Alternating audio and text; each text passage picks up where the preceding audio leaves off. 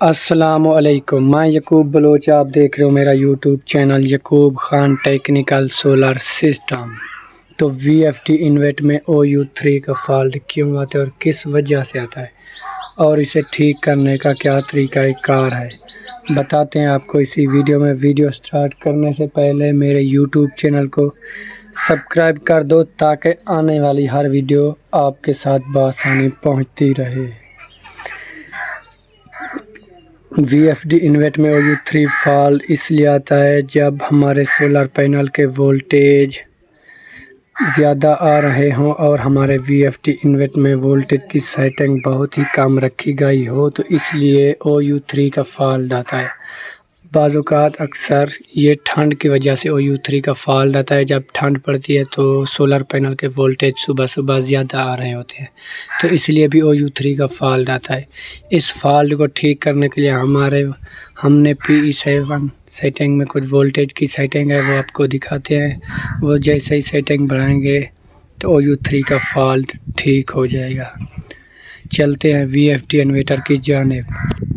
ये प्रोग्राम का बटन है, ये प्रोग्राम का बटन दबाना है, फिर आपने जाना है PE में। इस तरह का फेस आपके सामने ओपन होगा, तो आपने PE में जाना है, फिर करना है डेटा इंटर। PE 0.00 आ गया, फिर भी आपने करना है डेटा इंटर। तो ये इस तरह का फेस आपके सामने आ जाएगा। ये 00 है आपके सामने, तो इधर कोड लगता है 40721। तो पहले हमने इधर कोड लगाना है 40721 शिफ्ट की मदद से।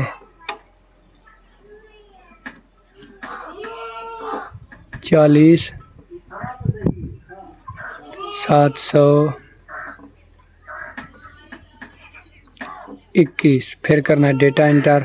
तो PE पैरामीटर आपके सामने ओपन हो गया। आपने जाना है PE7 में।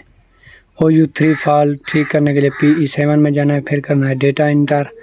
तो ये सेटिंग देख रहे हो, ये 300 पर है, तो इसे बढ़ाना है। आपके पास वोल्टेज आ रहे हो 600, तो आपने इसे 800 पर रखना है। आपके पास वोल्टेज आ रहे हो 500, तो आपने इसे 700 पर ही रखना है शिफ्ट की मदद से। हम इसे 800 पर ही रख रहे हैं, हमारे पास वोल्टेज 600 आ रहे हैं। तो फिर करना है डेटा इंटर, फिर आ जाना है फुल बैक। तो ये OU3 फॉल्ट ठीक हो गया आपके सामने। हमारे पास ये सुबह का वक्त है और सोलर पैनल से वोल्टेज कम आ रहे हैं, तो इसलिए ये पावर ऑफ का फॉल्ट आ रहा है। तो अभी हमारे पास OU3 का फॉल्ट ठीक हो गया। वीडियो अच्छी लगे तो मेरे YouTube चैनल को सब्सक्राइब कर दो। मिलते हैं ऐसी अगली नेक्स्ट वीडियो के साथ। खुदा हाफिज़।